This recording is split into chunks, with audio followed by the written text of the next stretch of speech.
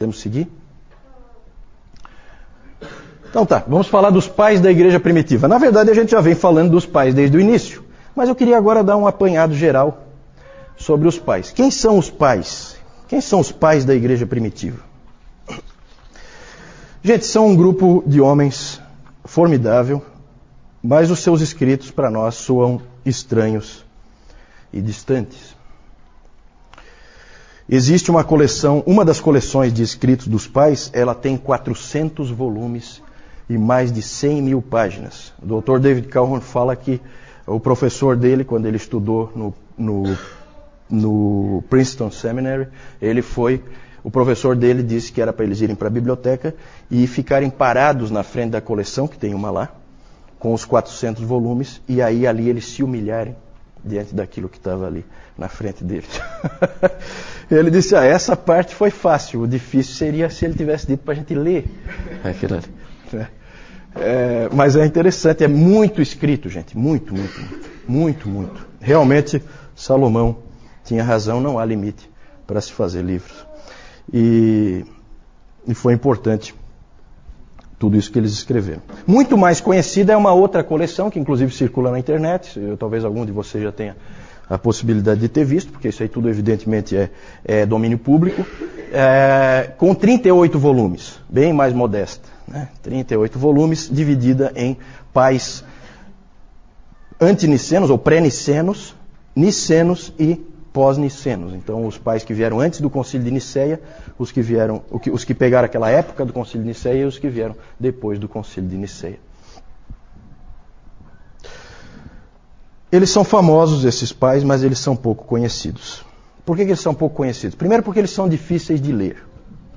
Eles são extremamente prolixos. O que a gente escreveria numa página, eles vão levar umas 6, 7. Depois os puritanos vão fazer isso de novo, né?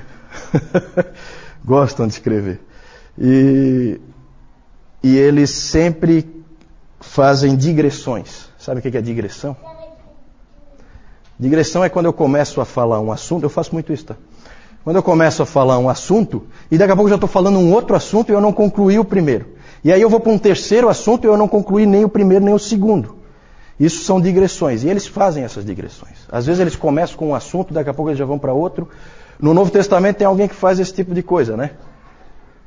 Um dos motivos que os estudiosos creem que o livro de Hebreus não foi escrito por Paulo, apesar de alguns acharem que foi escrito por Paulo, e ele foi colocado na Bíblia como um escrito de Paulo, né, pelo posicionamento,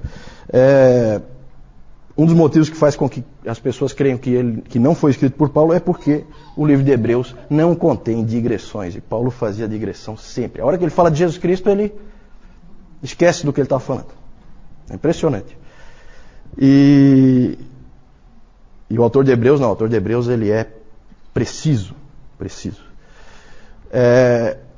Então não é uma característica tão ruim assim, mas realmente dificulta a leitura. Inclusive o professor Calhoun lá, ele recomenda ler o livro Cidade de Deus, do Agostinho, a principal obra de Agostinho, que alguém já disse que é um livro sobre tudo o que há. Né? Sobre o que fala esse livro? Sobre tudo. Tudo que você puder imaginar, esse livro fala. Estranho, né? Só lendo mesmo para a gente ter uma noção do que isso significa. Outra coisa, eles tinham um excesso de figuras e de simbolismo. Esses tempos eu li uma figura, um ensinamento do Clemente, acho que era o Clemente de Roma, e era interessante porque ele falava da construção de Deus. Então ele falava que cada um de nós é uma pedra e que Deus levanta através da estrutura do Evangelho, e que a roldana é Cristo. E começa a ficar complicado, daqui a pouco a ilustração você já não entendeu mais nada. É tanta coisa, tudo tem uma ilustração, você já não entende mais nada. E realmente fica difícil de entender. Então eles são um pouco difíceis de ler, bastante difíceis de ler, uns mais, outros menos. Mas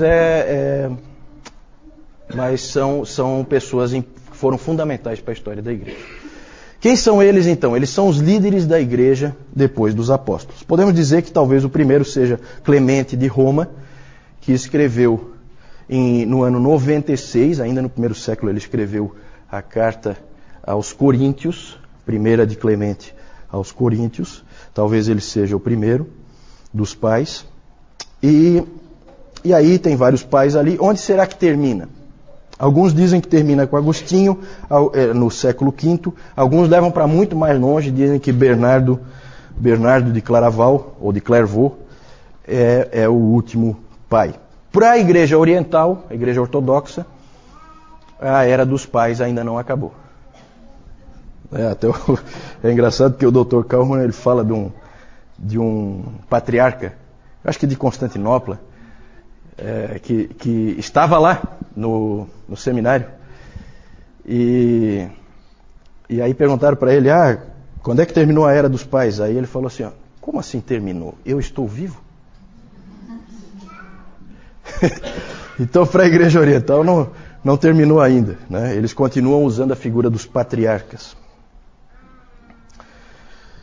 Eram homens de várias regiões e etnias, sempre daquela em volta ali do mar Mediterrâneo, que geralmente escreviam em grego, eram de fala grega.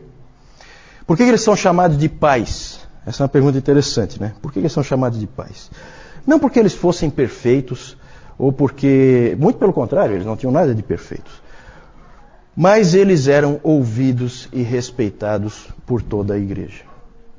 Como um pai, ouvido e respeitado. E eles também permaneceram firmes pela verdade. De perfeitos eles não tinham nada. Nós temos gente como Tertuliano, que a gente já falou no domingo passado, que acabou cedendo à heresia montanista, e que era uma pessoa que gostava de uma briga. Nós temos o Jerônimo. Jerônimo era um indivíduo insuportável. Ninguém gostava de Jerônimo. Jerônimo era um cara intratável, ranzinza, rabugento. Ninguém gostava dele. Ninguém. O Cirilo, por exemplo, nós temos Cirilo. Cirilo perseguia violentamente os seus oponentes. Então, assim, é só alguns exemplos para mostrar de que de perfeito eles não tinham nada. Coloquei ali, né, ortodoxos. Nós, quando lemos os pais, nós vemos que eles mesmos podem ser acusados de heresias às vezes. Por quê? Porque a doutrina não está bem estabelecida. Não há ainda uma clareza sobre a verdade. O que é verdade e o que não é verdade. Então eles falham às vezes na doutrina da Trindade. A doutrina da Trindade não está bem clara. E sempre é um terreno perigoso. Quando você começa a escrever sobre isso, você corre o risco de ir longe demais. É como você também escrever sobre a soberania de Deus. Você corre o risco de ir longe demais. Depois nós vamos falar mais um pouquinho sobre isso. De qualquer maneira, a igreja antiga honrou os seus líderes e eles são chamados de pais. A maioria deles foi considerada tanto pela igreja católica, como pela católica romana, como pela igreja ortodoxa. Eles são considerados santos. Alguns não, como Tertuliano, por exemplo, porque seguia uma heresia, e o Orígenes, porque falava muita bobagem. Né?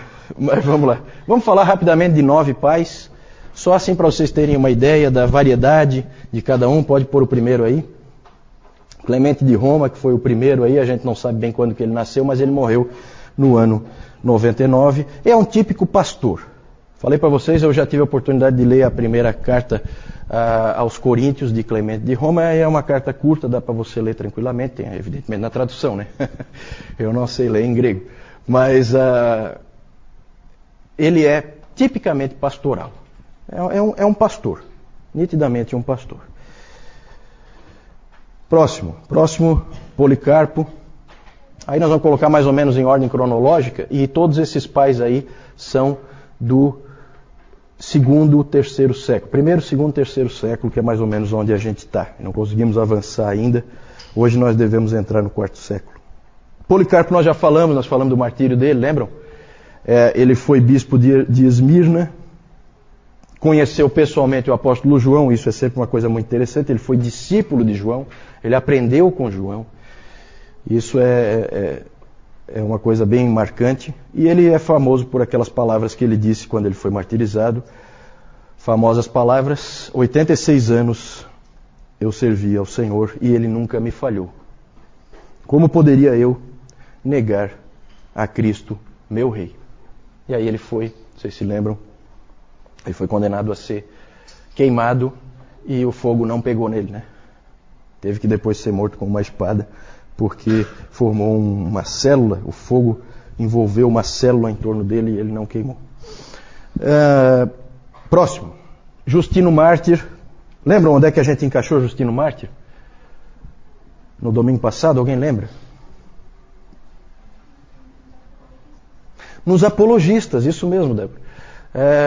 Nos apologistas. Justino Mártir foi o principal apologista, é considerado o principal apologista pelo fato de ter defendido a fé tanto contra os judeus como contra os pagãos. Ele, como o próprio nome já diz, Justino Mártir, dá para ter uma ideia de como é que ele morreu. Ele foi martirizado, senão o nome dele não seria esse, né? Ele tinha uma escola em Roma. Onde vinha muita gente aprender com ele, né? Lembrem-se que Paulo, lá em Atos, já aparece essa ideia das pessoas virem na casa do mestre e aprenderem com ele. O Justino Mártir tinha uma coisa parecida. As pessoas vinham e aprendiam com ele. Um dos alunos do Justino Mártir é esse seguinte aí, pode passar, Tassiano. Tassiano veio de longe, veio lá da Síria. Ele veio para estudar em Roma com o Justino Mártir. Ele era um cristão bastante radical. E ele é interessante porque ele começou a traduzir coisas para o siríaco. Ele escrevia em siríaco. Então começam a aparecer as primeiras traduções da palavra, né? Ele começa a traduzir para o siríaco porque ele foi para Roma, aprendeu com Justino Mártir, depois voltou lá para a Síria. A Síria é um país que fica ali vizinho de Israel, né? Então logo assim a leste de Israel fica a Síria. Ele escreveu o Diatessaron. Diatessaron é a primeira harmonia dos evangelhos. Você sabe o que é uma harmonia dos evangelhos? Nunca ouviram falar? Hoje, se você quiser, você pode comprar uma harmonia dos evangelhos. O que é a harmonia dos evangelhos? É uma tentativa de fazer uma única história juntando os 4 evangelhos. Colocar cronologicamente os acontecimentos para que feche numa história só. Isso é a harmonia dos evangelhos. Algumas bíblias aí tem, né? Uma harmonia dos evangelhos, mostrando onde tem os textos paralelos, o que é que vem antes e o que é que vem depois. Então ele escreveu o primeiro, que foi o Diatessaron. Próximo, Irineu. Esse Irineu nós já vimos bastante. Irineu, ele é interessante porque ele aprendeu muito com Policarpo, porque ele também é de Esmirna, lá na Ásia Menor, e Policarpo era o pregador e ele ia ouvir sempre o Policarpo, aprendia com o Policarpo, e o mais interessante ainda é que ele se tornou um missionário. Um missionário. Ele é lá da Ásia Menor e ele foi, sabe para onde? Quem é que sabe? Lembra do nome dele? Irineu de Lyon. Onde é que fica Lyon? França. Então ele foi para Gália, porque naquele tempo não existia França. França é um país. Naquele tempo não existiam países, existiam regiões, existiam pequenos reinos, áreas de influência. E ele foi então para Gália como missionário. E é interessante porque ele foi lá para o meio daqueles pagãos, ele saiu do lugar onde era o centro do pensamento cristão, a Ásia Menor, e foi lá para Gália, bastante longe, na Europa, e foi lá pregar aos pagãos. E é interessante porque ele lembra muito Jonathan Edwards, né? Porque Jonathan Edwards, ele foi lá para o meio dos índios, em Stockbridge, e lá no meio dos índios ele escreveu as grandes obras dele. O fato dele estar lá isolado fez com que ele escrevesse muito, e o Irineu foi a mesma coisa. O livro dele, em vários volumes, Contra Heresias, é o nome? Contra Heresias, onde ele atacou o gnosticismo, atacou o marcionismo, ele escreveu lá na Gália. Então é interessante porque ele é realmente um missionário, ele aprendeu a língua do lugar para onde ele estava indo, bem aquele esquema que a gente conhece de missões.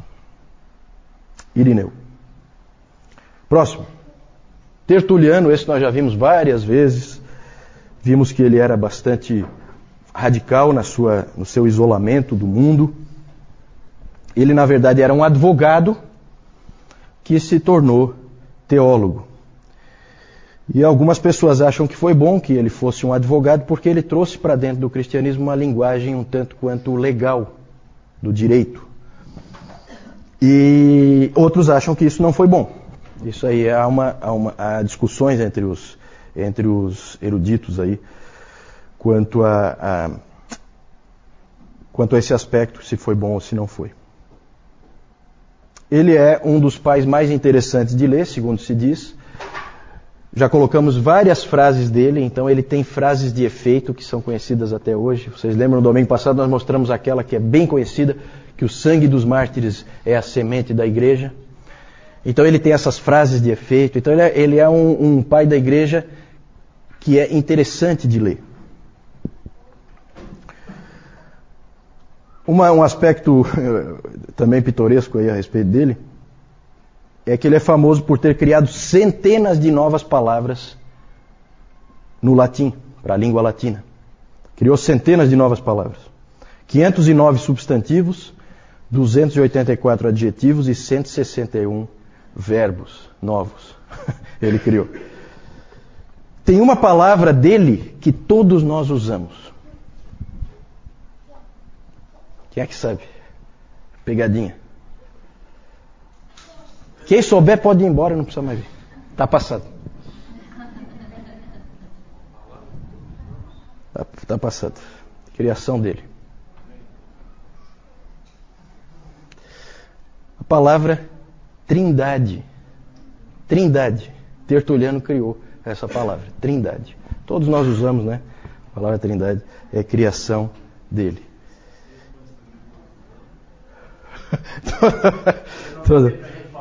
Todo mundo. Não, é rápido, é jogo rápido. Não vou dar o dia inteiro para tu ir pesquisar na internet. Não. Tem que saber, se não sabe, não sabe. É. Próximo. Clemente de Alexandria, já falamos dele também. Lembram que ele era vinculado a uma escola lá em Alexandria, famosa escola cristã, um tipo de um seminário. Ele foi aluno do Pantenos. Alguém lembra do Pantenos? Quem foi o Pantenos? Foi um professor dessa escola de Alexandria que ele foi para onde? Falei no domingo passado. Difícil de lembrar esses detalhes, né? Foi para a Índia, exatamente. Foi lá consolidar o trabalho do apóstolo Tomé. Foi missionário também. Então, e o Clemente tinha sido aluno dele. E o Clemente, todo esse pessoal de Alexandria gostava muito do conhecimento, inclusive do conhecimento pagão, dos filósofos, né? Aristóteles, Platão,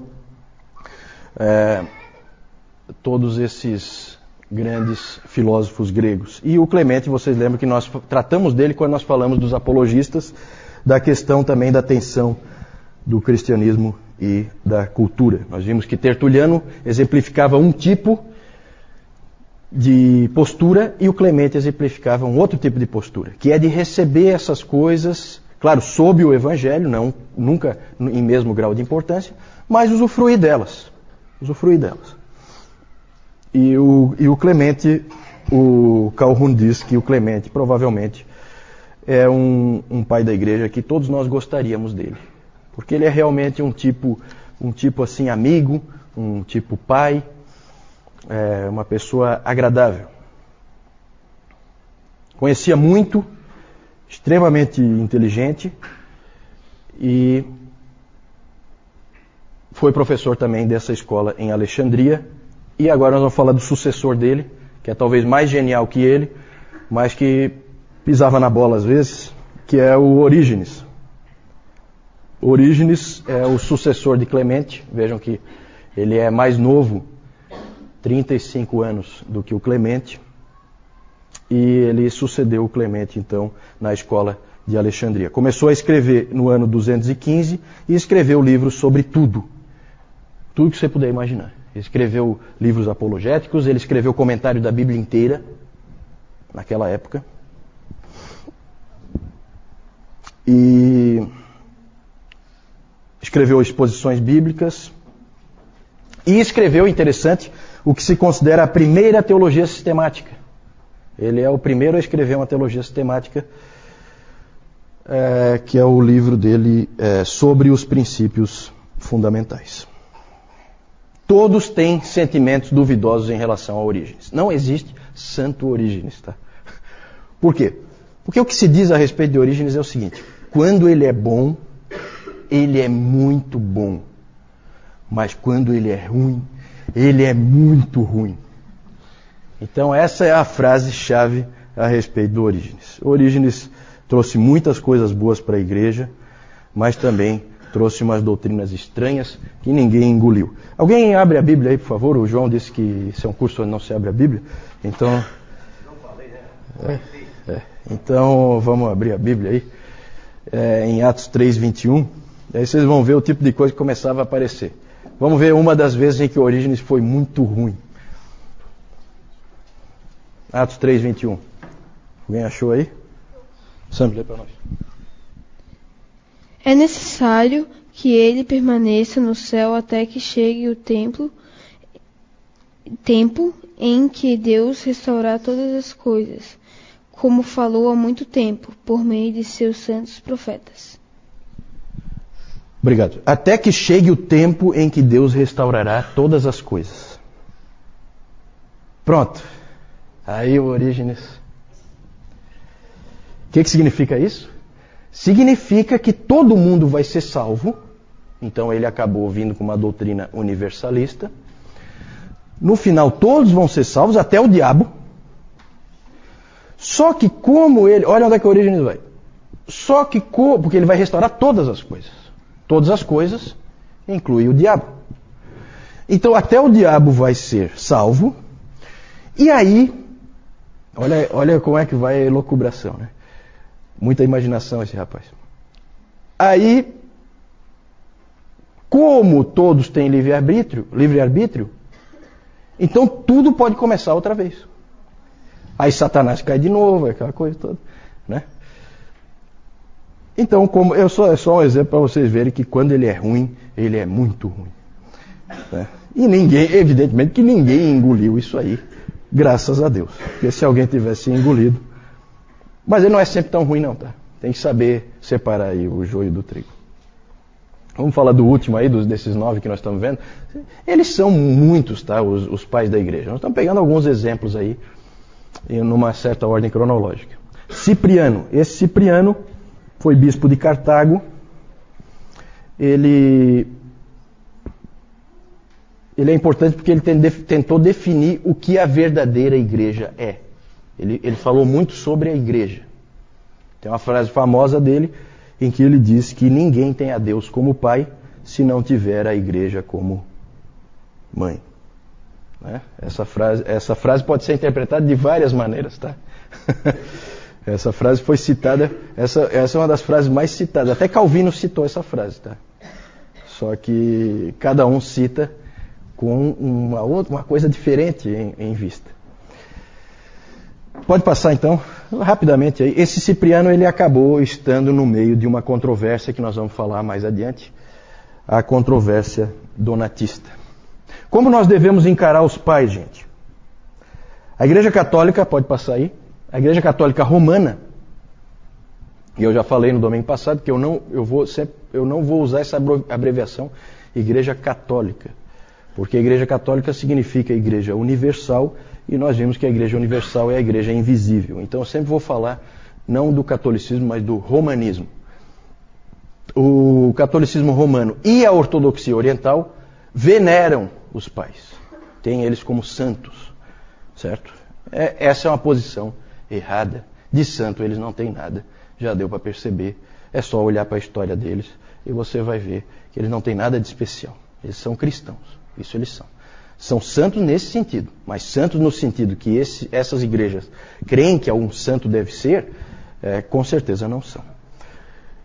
E os protestantes têm uma tendência de ignorá-los. Eles acham que esses pais são da Igreja Católica. Né? Gente, isso aí é uma igreja única, não existem várias igrejas. Aqui não existem várias igrejas, existe uma única igreja. Qualquer igreja cristã que exista, vem daí. Aqui é a origem comum. Depois vai ter bifurcações. Ainda não. Ainda não. Então, os protestantes têm uma tendência de ignorá-los. O meio reformado dá uma colherzinha de chá para Agostinho, eles gostam do Agostinho e tal, mas fica nisso, né? É só o Agostinho e olha lá. Quem não é do meio reformado, ignora praticamente todos eles, e essas igrejas mais modernas aí nem sabem que houve alguma história da igreja, né? Normalmente. Pode passar? Qual é a posição adequada? A posição adequada nossa deve ser a seguinte: nós devemos olhar para eles como seres humanos que estavam algumas vezes errados, mas que foram frequentemente guias fiéis e que sustentaram a igreja e que colocaram a igreja no caminho certo e que foram usados por Deus para isso. Ok? Pode passar? Vamos ver aí então as figuras de alguns deles. É claro que essas figuras sempre são da arte, não existe fotografia, não existe nada disso. Provavelmente eles eram bem diferentes do que aparece ali, mas é interessante para a gente ver, né? Clemente de Roma, evidentemente, como Clemente de Roma foi um presbítero em Roma, e o principal presbítero em Roma, ele é chamado hoje de santo. E o que mais? Que característica foi dada depois para todos os bispos de Roma? Papa. Então você vai ver, Papa Clemente I.